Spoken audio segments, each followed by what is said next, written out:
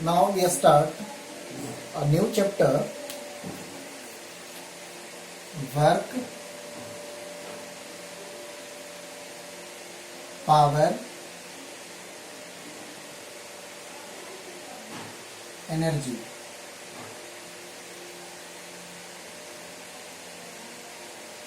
एक एक करके हम लोग डिस्कस करेंगे कि what is work, what is energy, what is power.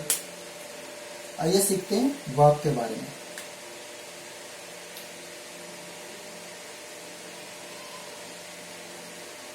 Work, suppose that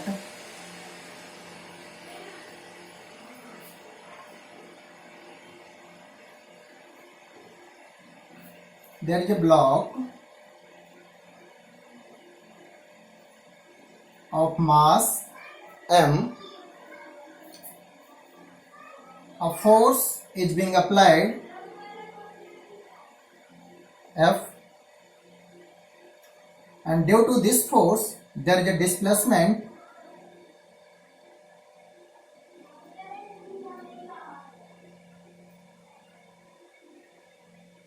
और ये डिस्प्लेसमेंट है S। ये ऑब्जेक्ट डिस्प्लेस होकर के कुछ ऐसा चला गया। तो फिजिक्स के लैंग्वेज में due to this force F एक वर्क डन हुआ। वर्क डन कितना हुआ ये हम लोग कैलकुलेट कर सकते हैं। क्लियर है? तो वर्क डन का जो यहाँ एक डेफिनेशन हो गया, मैथमेटिकली फार्मूला हो गया, वो हो गया work done is equal to dot product of force and displacement, force and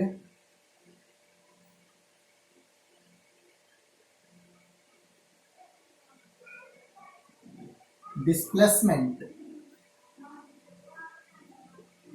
पूछा जाए फिजिक्स में कि वर्क डन क्या होगा, तो आपका आंसर है it is the dot product of force and displacement. Means आप ऐसा लिख सकते हैं कि work done is equal to F dot S, और इसे ऐसे भी लिख सकते हैं FS cos theta.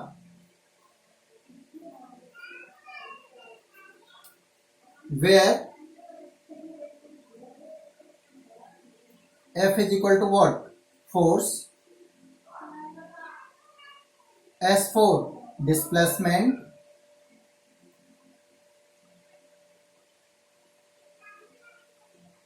theta angle between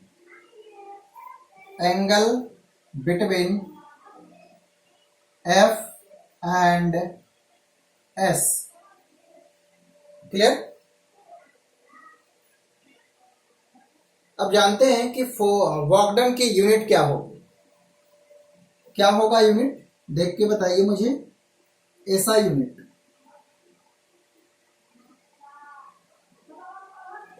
force की यूनिट न्यूटन, डिस्प्लेसमेंट के लिए मीटर, कॉस थीटा का कोई यूनिट नहीं होता, तो ऐसा यूनिट हो गया न्यूटन मीटर, और इसे लिखते हैं न्यूटन मीटर को लिखते हैं जूल। तो वर्क डन का जो ऐसा यूनिट हो गया वो है जूल। ठीक है ना? वर्क डन का ऐसा यूनिट क्या होगा? जूल। और जो सीजीएस यूनिट है वो कुछ इस तरह से होता है, सीजीएस यूनिट आर्ग। ठीक है? और लिख सकते हैं कि 1 जूल इज इक्वल टू 10⁻⁷ अर्ग। ये कन्वर्जन हमने सीखे भी थे, कुछ बड़ी चीज नहीं है। तो देखो हमने सीखा कि वर्क डन मैथमेटिकली क्या होगा, तो आंसर है कि डॉट प्रोडक्ट होगा फोर्स और डिस्प्लेसमेंट का। एक फार्मूला अवेलेबल हो गया कि work done is equal to F S cos theta, where F is force, S displacement and theta is the angle between force and displacement. Okay, unit क्या होगा? देखो बहुत ही आसान है. वर्क डन बना कैसे? तो फॉर्मूला है force displacement and angle between them cos theta. तो यूनिट के लिए क्या करें? फोर्स की यूनिट न्यूटन, डिस्प्लेसमेंट के लिए मीटर. तो वर्क डन का यूनिट होगा न्यूटन मीटर और इसे लिखा जाता है जूल. ठीक है, मैं न्यूटन मीटर के प्लेस पे आप डायरेक्टली लिख सकते हैं जूल. ठीक है. सीजीएस यूनिट अर्ग होता है. रिलेशन है कि 1 जूल इज इक्वल टू 10⁻⁷ अर्ग. ओके, अब देखिए डिफरेंट डिफरेंट सिचुएशन में वर्क डन फाइंड करने के लिए थोड़ा फॉर्मूले भी इसी को अलग अलग तरीके से मॉडिफाई किया गया है. ओरिजिनली फॉर्मूला तो यही है कि वर्क डन क्या होगा, तो फोर्स और डिस्प्लेसमेंट का डॉट प्रोडक्ट होगा. ठीक है, तो एक एक एग्जांपल कर लें तो हमें ज्यादा आसान होगी. जैसे कि एग्जांपल यहां लेता हूं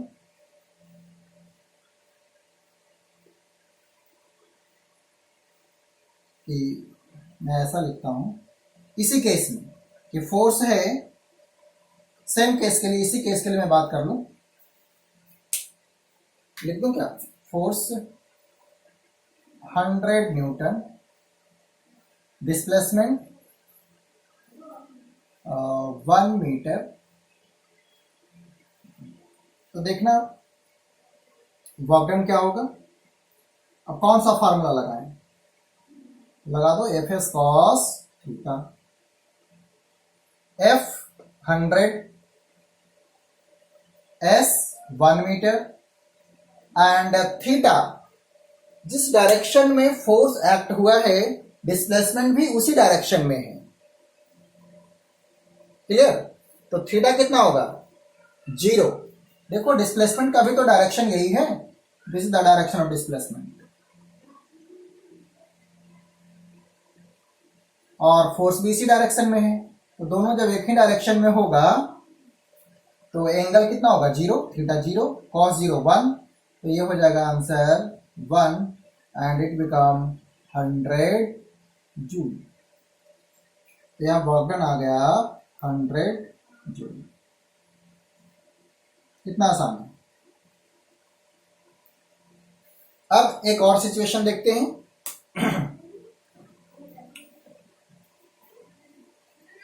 ठीक है, इसे रफ कर दें. चलिए मैं साइड हो जाता हूं, तो इसे रफ कर देता हूं. और यहीं पे एक और सिचुएशन लेते हैं. इसे रफ कर दें थोड़ा. और एक और सिचुएशन लेता हूं.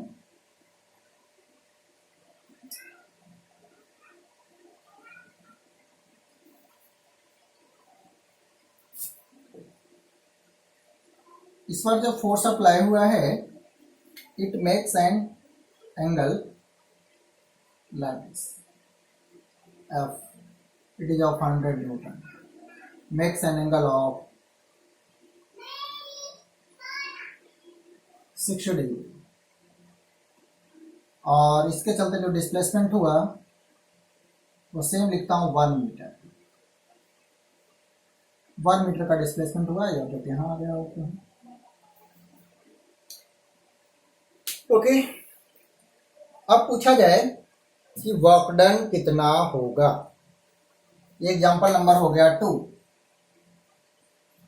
कितना होगा वर्क डन? तो आंसर है फिर से वही चीज, फोर्स डिस्प्लेसमेंट, सॉरी वही फार्मूला हो गया एफ एस कॉस थीटा. फिर आपको कैसे पता चला कि एफ एस कॉस थीटा होगा? एक तो एफ डॉट एस भी है. यस, यहाँ देखो हमें मैग्नीट्यूड पता है और इनके बीच का एंगल पता है. तो मैग्नीट्यूड एंगल फॉर्म वाला फार्मूला लगाएंगे.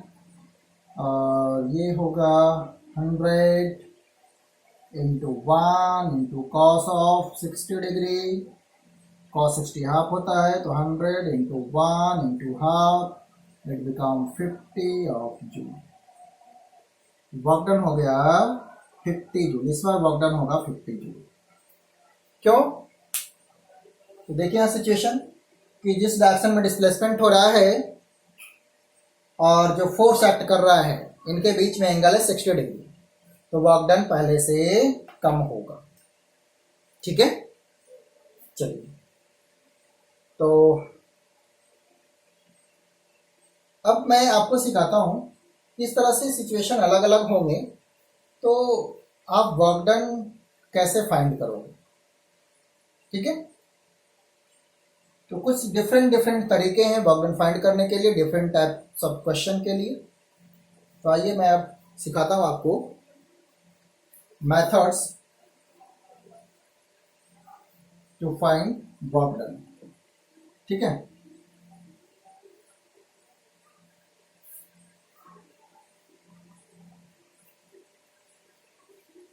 वर्क डन फाइंड करने के डिफरेंट मेथड हैं, एक एक करके देखते हैं। फर्स्ट,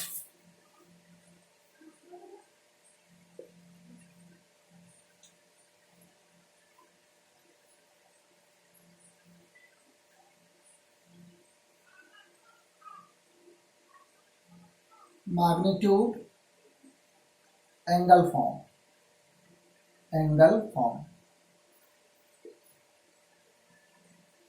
अगर फोर्स और डिस्प्लेसमेंट गिवन हो, उनके बीच का एंगल गिवन हो, यानी वो मैग्नीट्यूड एंगल फॉर्म में गिवन हो, तो उस केस में जो फार्मूला होगा वर्क डन का वो कुछ ऐसा अप्लाई किया जाएगा कि work done is equal to F S cos theta.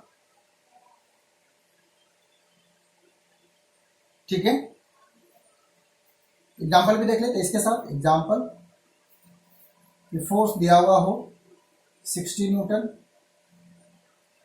Displacement दिया हो 5 मीटर एंड थीटा हो 60 डिग्री। तो इस सिचुएशन में जो वर्क डन होगा तो आंसर हो जाएगा F S cos theta. Find करो, एफ बोले तो 60, एस बोले तो 5, कॉस 60 हाफ 150 जूल। ठीक है, दूसरा, if force and displacement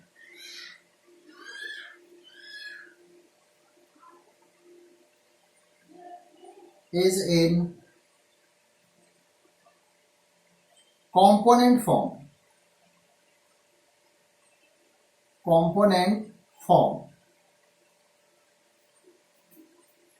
then that time आपको वर्क डन के लिए फॉर्मूला अप्लाई करना है। Work done is equal to F dot S, जो ओरिजिनल वाला है। एग्जाम्पल देखो, जैसे लिखा है कि force is equal to 6i cap plus 2j cap and displacement is equal to i cap plus j cap, और आपको पूछा जाए कि वर्क डन क्या होगा, तो आंसर है what, work done is equal to, ये फार्मूला लगाओ, एफ डॉट एस करो यहीं पे। एफ बोले तो 6i cap plus 2j cap, और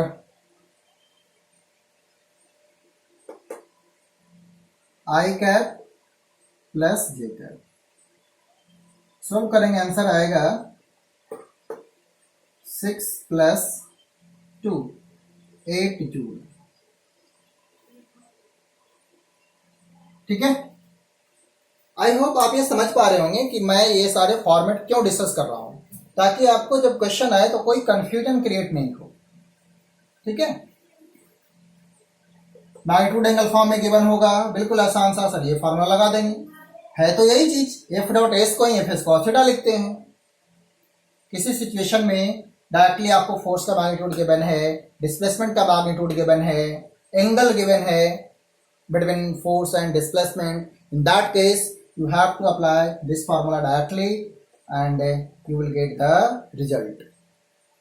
If force and displacement are given in component form, then directly use dot product and get the result.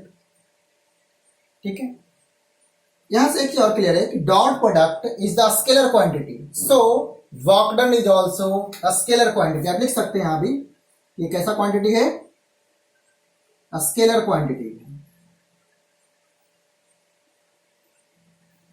Work done scalar quantity होती है, इसका कोई डायरेक्शन नहीं होता। बट हाँ, ये पॉजिटिव भी हो सकता है, नेगेटिव भी हो सकता है और जीरो भी हो सकता है। यहां नेगेटिव होने का मीनिंग होगा कि अगर फोर्स के अपोजिट डायरेक्शन में डिस्प्लेसमेंट हो, in that case work done will be negative. ठीक है, तो चलिए दो सिचुएशन हमने डिस्कस किए, अब थर्ड सिचुएशन देखते हैं। रफ करें, चलिए इसको रफ कर दूं। थर्ड सिचुएशन हमने दो फॉर्मेट डिस्कस किए कि इस बेसिस पे क्वेश्चन आएगा तो किस तरह से हमें फार्मूला अप्लाई करना है और क्विकली सोल्व करना है। थर्ड, तीसरा मेथड आप ऐसे लिख सकते हैं कि अगर मैं एक सिचुएशन देता हूं,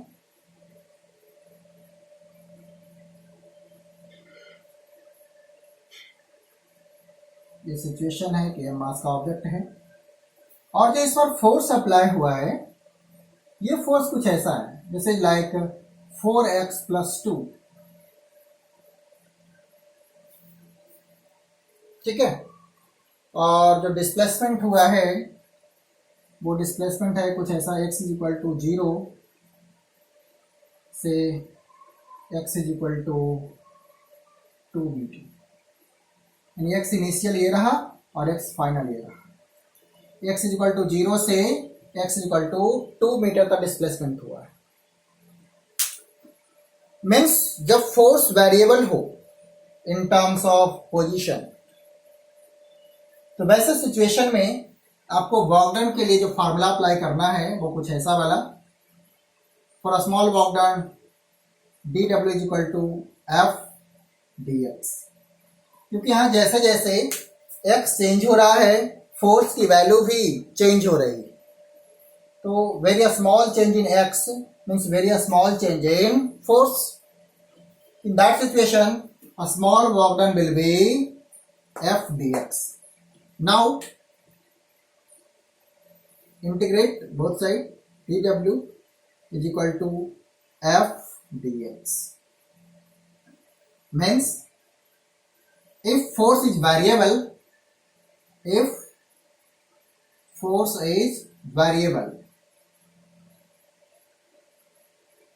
in terms of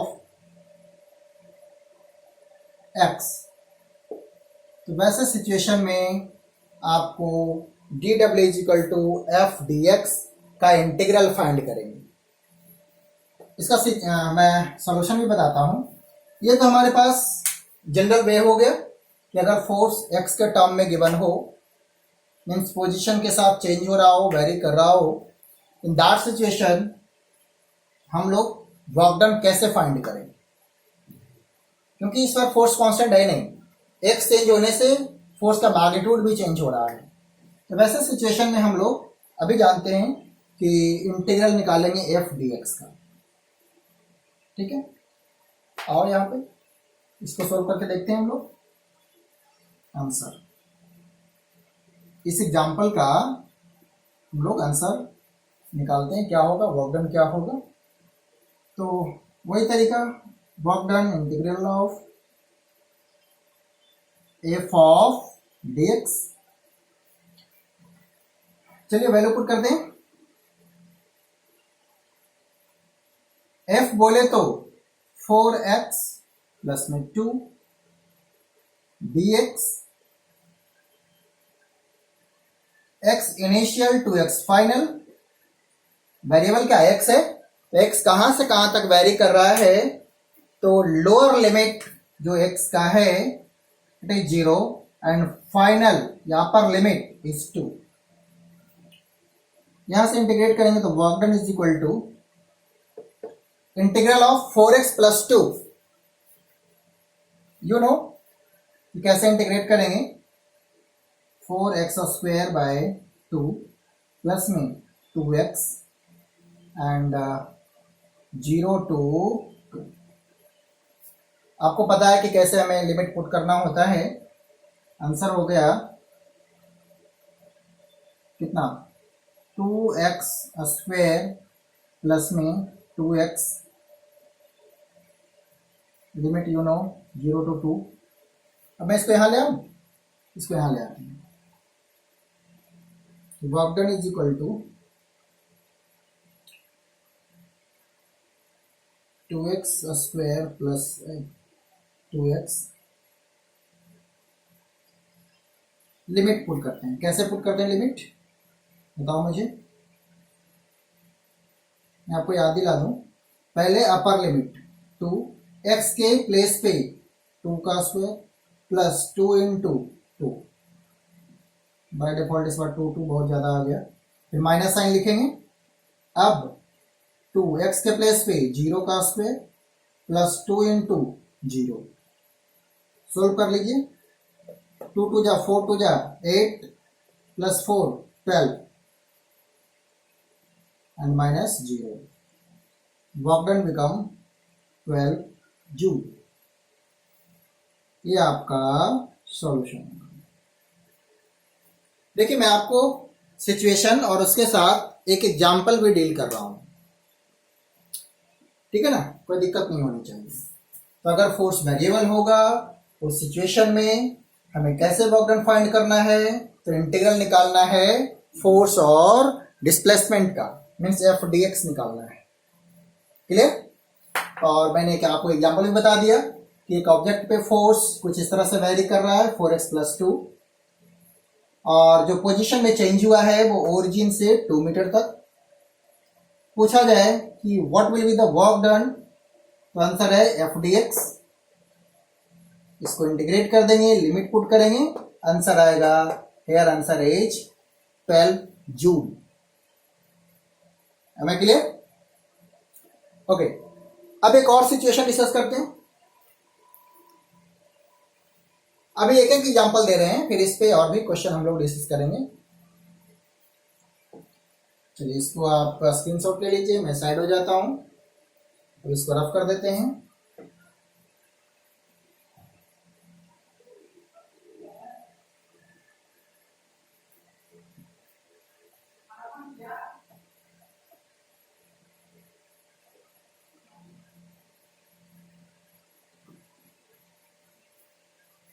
fourth situation, fourth,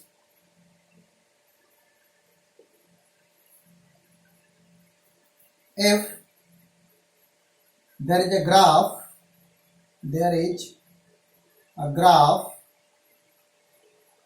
between force and displacement. What is displacement? X. Then area under fx graph gives work done.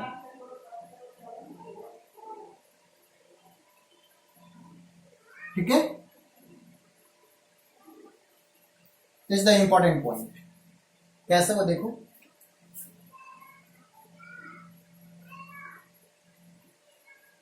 एक सिचुएशन है, मैं कुछ ऐसा ग्राफ बनाया कि फोर्स और ये एक्स है, ग्राफ ऐसा है,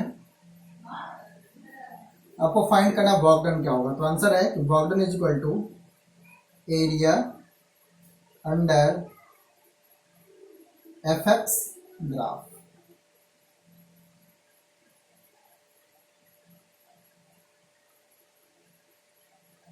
ठीक है।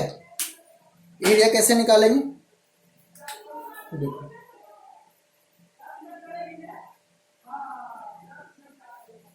अब ये आप एरिया फाइंड कर लो जो भी आए।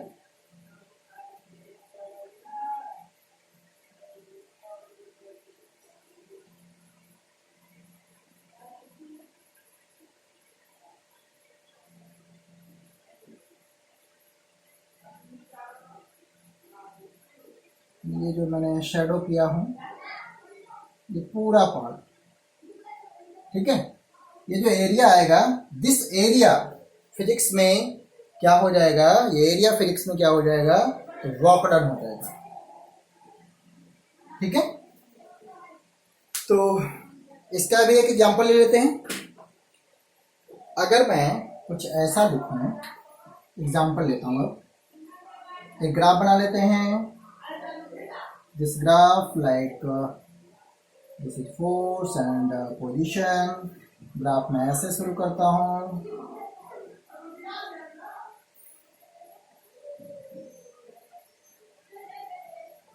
यहीं से कर लें आसान वाला, ऐसा आएगा, स्ट्रेट लाइन है and this is of 50 newton and this is of 10 metre, ठीक है। This is origin. हमें फाइंड करना है कि वर्क डन क्या हो, वर्क डन। तो आंसर है area under curve. F x graph में एरिया अंडर ग्राफ क्या देता है, वर्क डन। आपको वर्क डन फाइंड करना है तो ये हमें एरिया निकालना होगा। एरिया होगा क्या,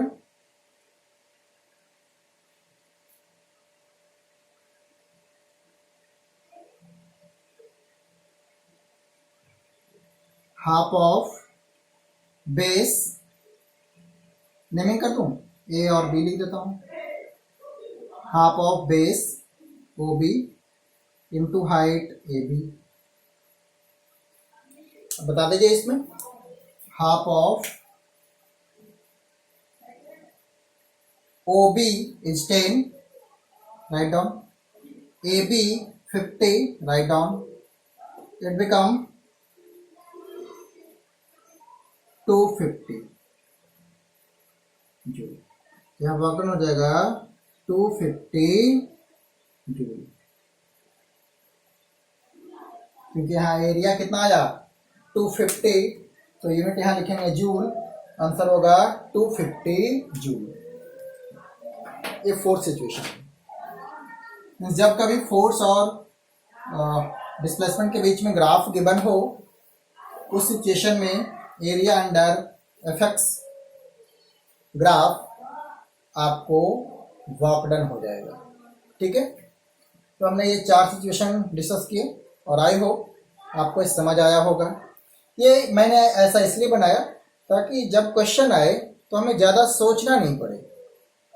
ऑलरेडी आप इस को जान रहे हैं कि डिफरेंट सिचुएशन होते हैं क्वेश्चन में वर्क डन फाइंड करने के, तो जाहिर सी बात है उस समय आपको आसान होगा, ठीक है ना।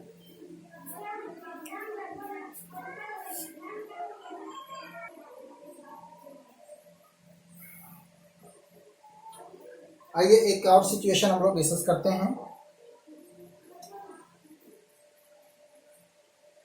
इसको मैं रफ कर रहा हूँ।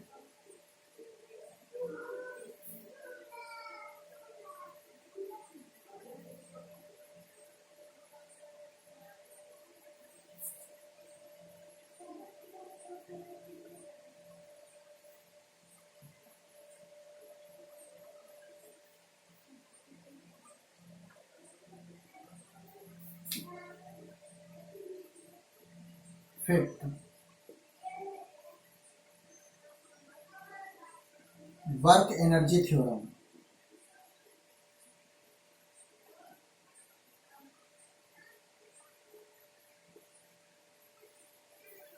देखिए, हो सकता है किसी क्वेश्चन में इंफॉर्मेशन ऐसा हो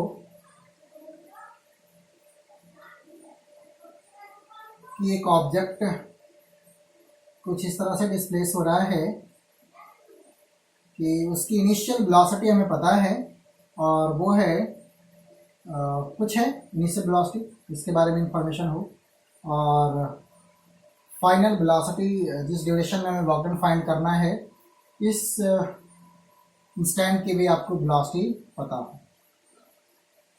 मीन्स बोले तो इनिशियल काइनेटिक एनर्जी एम मास का ऑब्जेक्ट है, कितना हो जाएगा, हाफ एम वी एस पे। जब से आपने ऑब्जर्वेशन स्टार्ट किया, क्वेश्चन है कि एक ऑब्जेक्ट एम मास का है, यू इनिशियल वेलोसिटी से मूव कर रहा है, आफ्टर सम टाइम जो उसकी वेलोसिटी है वो कुछ ऐसा हो जाता है भी, यानी कि फाइनली जो काइनेटिक एनर्जी है वो हो जाएगा हाफ एम वी एस। तो वैसे सिचुएशन में आपसे पूछा जाए कि इस ऑब्जेक्ट पे कितना वर्क डन हुआ, सिंपल सी बात है, ऑब्जेक्ट पे फोर्स लग रहा होगा, इसीलिए इसकी वेलोसिटी चेंज हुई होगी, और डिस्प्लेसमेंट भी हुआ है। तो इस सिचुएशन में कुछ और चीज़ें आपको गिवन नहीं हो, और आपको फाइंड करना है कि इस ऑब्जेक्ट पे नेट वर्क डन कितना हुआ है। तो आंसर है work done due to net force, आप ऐसे भी फाइंड कर सकते हैं कि work done is equal to change in kinetic energy, change in kinetic energy.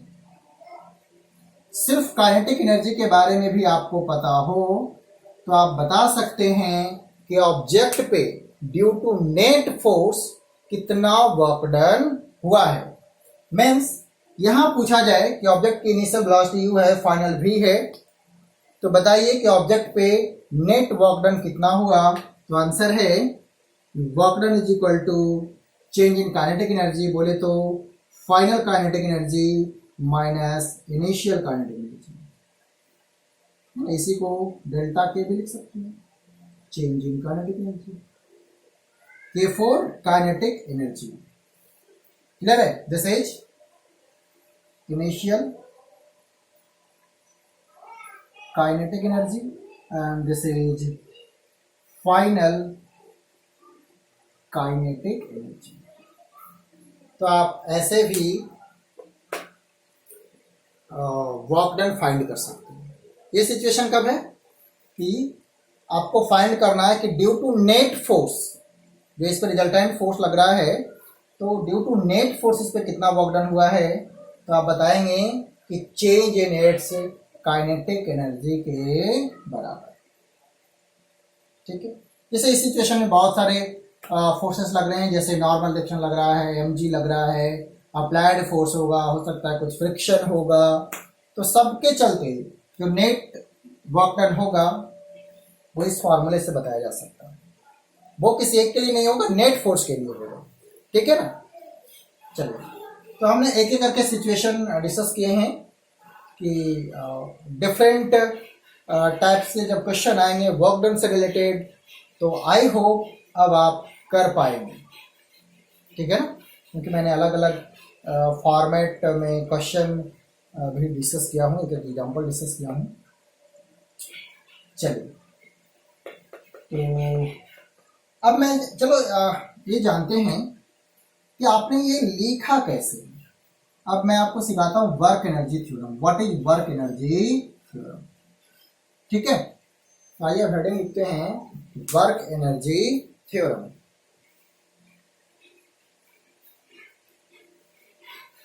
ये एग्जांपल तो आपको क्लियर हो गया होगा, है ना? इसमें जो भी इनिशियल वेलोसिटी हो, फाइनल वेलोसिटी गिवन होगी, चेंज इन काइनेटिक एनर्जी निकाल लेंगे, वही इस पे वर्क डन होगा। ओके, अब पढ़ते हैं हम लोग इसके बारे में कि what is work energy theorem, है ना? ये कैसे आ जाता है, इसका प्रूफ करते हैं। वर्क एनर्जी थ्योरम का प्रूफ पढ़ते हैं। Proof of work energy theorem, यानी ये इतना कैसे होगा, यानी कि वर्क डन, जो नेट वर्क डन होगा वो चेंज इन काइनेटिक एनर्जी के इक्वल कैसे होगा, हम लोग इसके बारे में जानते हैं। ये आपका पेपर में भी आता है कभी कभी, तो ये इंपॉर्टेंट भी है।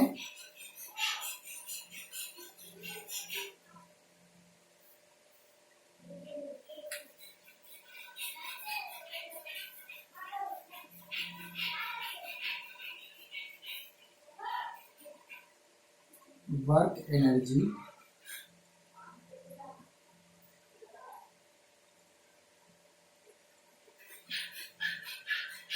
चलिए इसको समझते हैं कि what is work energy theorem.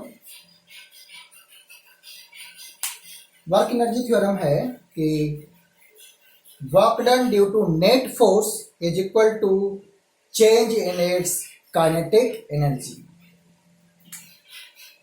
Work done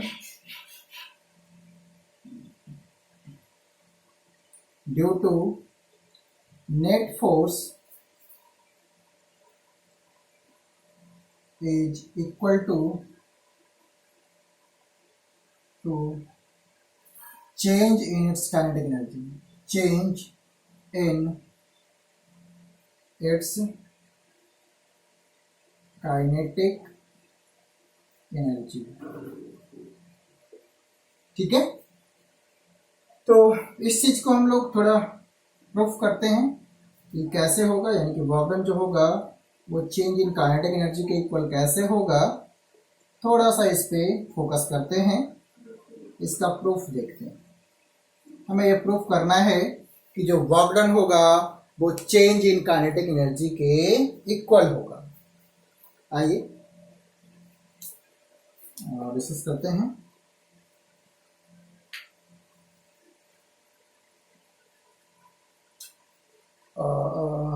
इसको मैं रफ कर दूं, चलो यहां से तो करते हैं।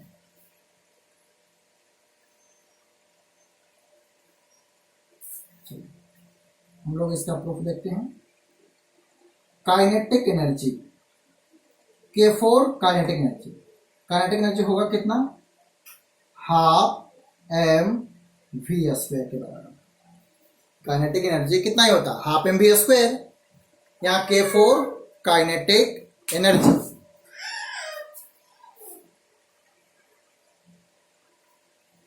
Clear.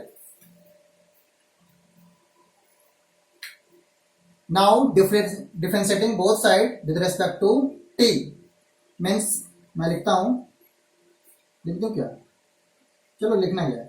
Differentiating both side with respect to t means dk by dt is equal to d half m v square dt। Clear. अब इसको डिफरेंशिएट करते हैं। जब डिफरेंशिएट करेंगे तो डी के बाई डी टी रहने दीजिए, राइट हैंड साइड में half and m is constant बाहर आ जाएगा, और v square two v d v by d t. दूसरा line d K by d t is equal to, ये टू से टू कैंसिल हो जाएंगे, क्या बचेगा, m into v into d v by d t बोले तो ए। और इसी को आप अब ऐसे लिख सकते हैं कि d K by d t is equal to mass into acceleration को एक जगह लिख दो, तो mass into acceleration and this is velocity. अब d K by d t is equal to force, और वेलोसिटी को मैं लिखता हूं d x by d t. अब डी टी कैंसिल कर दो, डी के is equal to F d x, and you know very well कि F d x is the work done. दोनों साइड इंटीग्रेट कर दो, डी के is equal to integral of f d x. अब आपको बहुत ही क्लियर हो चुका है कि what is f d x. You can write like this कि f of d x is equal to d k का integral, and f of d x क्या होगा आप पहले जान चुके हैं, it is the work done. तो यहां आ गया कि work done is equal to d K changing kinetic energy K, और के इनिशियल टू के फाइनल। ठीक है ना। यहां से इसको भी लिख दो ना, एक से जो वेरिएबल है वर्क डन तो आ ही जाएगा, यानी के फाइनल माइनस के इनिशियल। बोले तो आप इसे ऐसे बोल सकते हैं कि work done is equal to delta K, एक ही चीज। तो इस तरीके से ये प्रूफ हो जाता है कि जो वर्क डन होगा वो चेंज इन काइनेटिक एनर्जी के इक्वल होगा। यहां ध्यान देने वाली बात यह है कि it is the work done due to net force, clear. और ये वर्क एनर्जी थ्योरम का प्रूफ हो गया, ठीक है। तो आई होप आप ये सारे क्वेश्चन और डिफरेंट वे समझे होंगे कि कैसे सोल्व करेंगे। चलिए एक इस पे न्यूमेरिकल भी मैं बता देता हूँ, रफ कर दें इसे। चलिए मैं साइड हो जाता हूँ, आप चाहे तो स्क्रीनशॉट ले लो या नोट कर लो। अब इसे रफ करते हैं।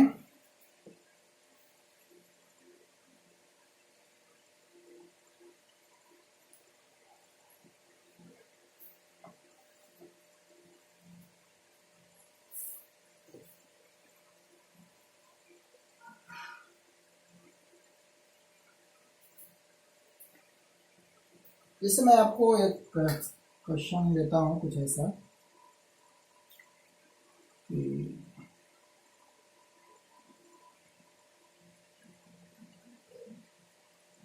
इस बार मैं ऑब्जेक्ट के बारे में कुछ ऐसा लिखता हूँ कि m है, इसका इनिशियल वेलोसिटी है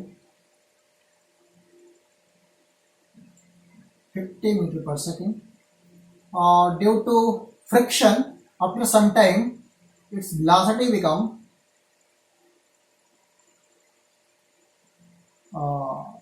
10 metre per second.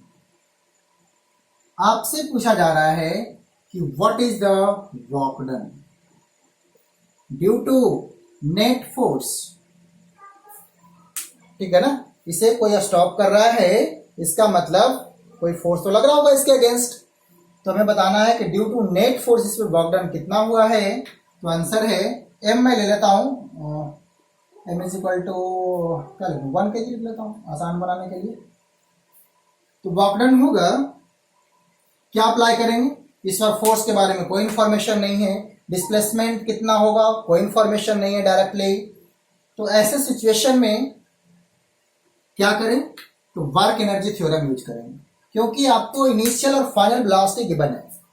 Means you can find out initial kinetic energy and final kinetic energy, clear. तो जब आपको इनिशियल और फाइनल काइनेटिक एनर्जी गिवन है तो आप याद करो क्या अप्लाई करना है। तो आपका आंसर होगा सब वर्क एनर्जी थ्योरम अप्लाई करेंगे, ठीक है ना।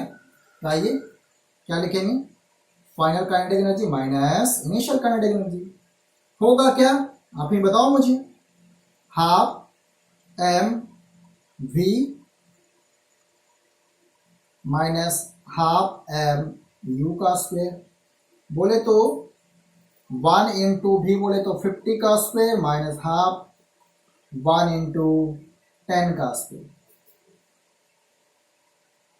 2500 बाई 2 माइनस 100 बाई 2 कितना आएगा 2400 बाई 2 बोले तो 1200 जूल। मीन्स इस बार जो वर्क डन हुआ ना वो 1200 जूल होगा। वर्क डन कितना हो जाएगा 1200 joule. This work done is due to net force. चलिए आई होप आपको ये क्लियर हुआ होगा कि किस तरह से हम लोग डिफरेंट सिचुएशन में वर्क डन फाइंड करेंगे, ठीक है। प्रैक्टिस के लिए और भी आपको क्वेश्चन दिया जाएगा, बट ये सारे जो फॉर्मेट थे आपको थोड़ा ध्यान में रखना होगा, तो क्वेश्चन करना बहुत आसान हो जाएगा आपके लिए, ठीक है। ओके।